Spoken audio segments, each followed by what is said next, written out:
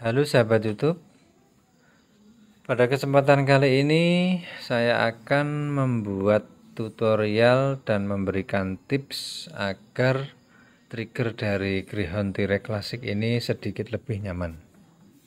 Karena sudah menjadi rahasia umum bahwa trigger dari Greyhound T-Rex Classic ini sangat keras dan dalam. Nah, contohnya seperti ini saya kokang. Nah, saat menarik trigger, ini rasanya seperti trigger itu terkunci, padahal ini free, tidak terkunci. Dan tarikannya itu berat sekali. Nah, rasanya narik trigger Greyhound T-Rex ini seperti ibaratkan kita narik trigger sub trigger uklik yang standar pabrik di pompa 10 kali. Ya seperti itulah. Yang punya sub trigger pasti paham lah ya beratnya seperti apa. Langkah pertama yang dilakukan adalah melepas popornya dulu, karena nanti ada bagian yang akan saya lepas dan saya ganti.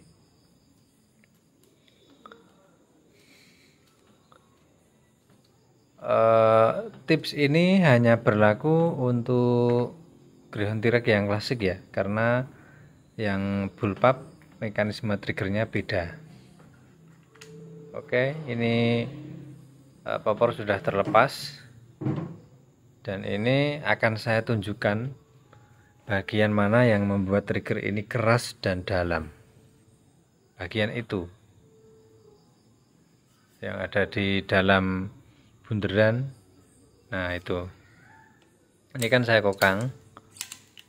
Nah, saya perlihatkan. Nah, di dalam bunderan itu, di dalam rongga, nah itu ada dua plat yang saling bertemu dan bertumpu. Nah, itu sebenarnya bisa disetel naik turun. Nah, ini berat sekali nariknya. Berat sekali. Sayangnya saya nggak punya alat untuk mengukur kekerasan trigger. Plat yang bertumpu itu sebenarnya bisa disetel, tumpuannya itu sedikit atau banyak itu bisa. Cuman ini bawaan pabriknya bertumpunya banyak. Nah, setelannya lewat baut L ini. Lewat baut L ini dikencengin. Semakin dikencengin dia bertumpunya semakin sedikit. Ini akan saya praktekkan juga sekalian. Ini menggunakan kunci L ukuran 1,5 mili ya. Dan baut L tadi yang saya perlihatkan tadi dikencengin. Sebelum dikencengin ini dikokang dulu. Jadi untuk melihat posisi bertumpunya kedua plat besi itu seberapa. Nah, segitu ya. Bertumpunya itu lumayan banyak.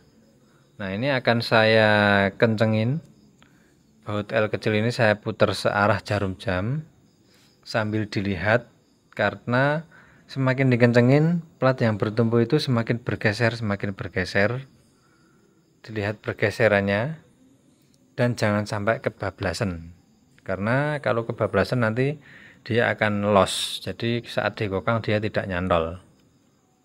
Nah, diusahakan kedua titik segitiga ini bertemunya pas di titik segitiga, jadi dikira-kira aja lah. Ini saya putar 2 kali putaran ya. Nah, ini saya rasa cukup segini. Nah, semakin dikencengin trigger akan semakin dangkal. Ini akan saya tambah sedikit lagi, karena tadi menurut saya masih kurang dangkal ya. Ini saya tambah sedikit lagi. Nah, ini udah pas, menurut saya udah pas. Dan diusahakan saat menyetel trigger sambil dirasa, sambil dicoba, setelah diputer, dikokang, ditembakkan, untuk merasakan perbedaan atau untuk merasakan dangkalnya itu seberapa. Nah, ini akan saya coba ya.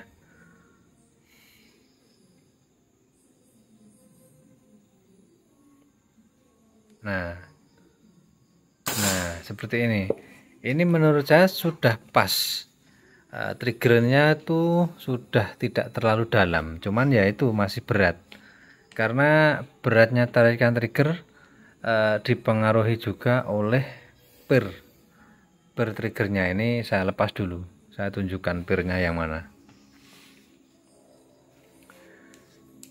Yang dilepas cukup pin dari picu yang ini ya, yang paling besar ya, pinnya ini. Hati-hati jangan sampai hilang. Nah, ini pirnya. Nah, pirnya ini ukurannya kecil, tapi kerasnya minta ampun, keras dan kaku. Dan modelnya aneh, kenapa ada pinggangnya seperti itu? Dari atas sampai bawah itu ada pinggang, berpinggang, tidak lurus. Dan ini akan saya ukur. Panjang dari pirnya adalah 14 mili dan diameternya 3,5 mili.